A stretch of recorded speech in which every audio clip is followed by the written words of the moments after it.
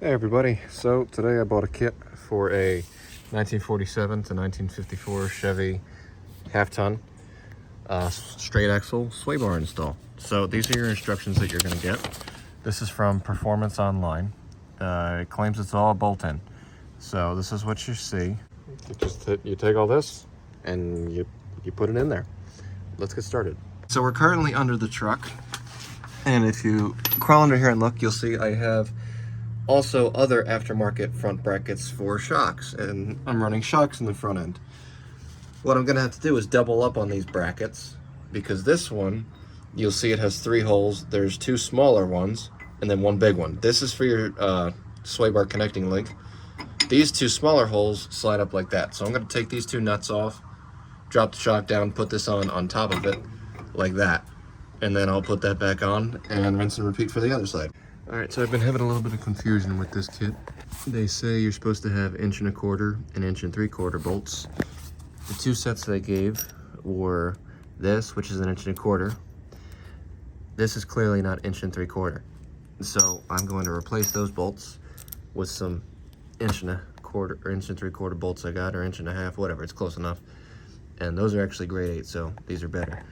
But keep that in mind if you buy this kit from Performance Online. They may send you the wrong bolts. Alrighty, after some further diagnosis, looking at the diagram, I realized the diagram is a little wrong, because in here they're pointing at these 2 bolts directly after the bend in the cross member. And I'm looking at those.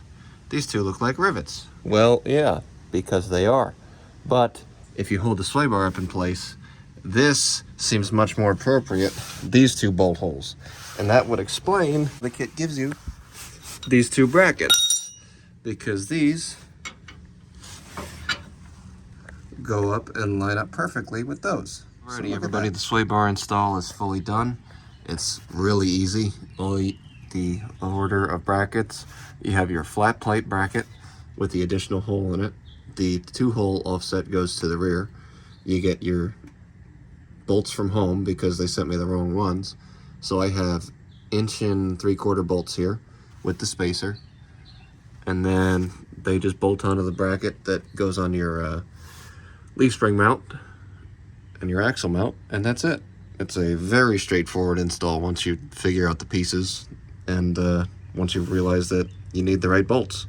But I'm very excited to drive this and see how it handles, especially with that load I have on it.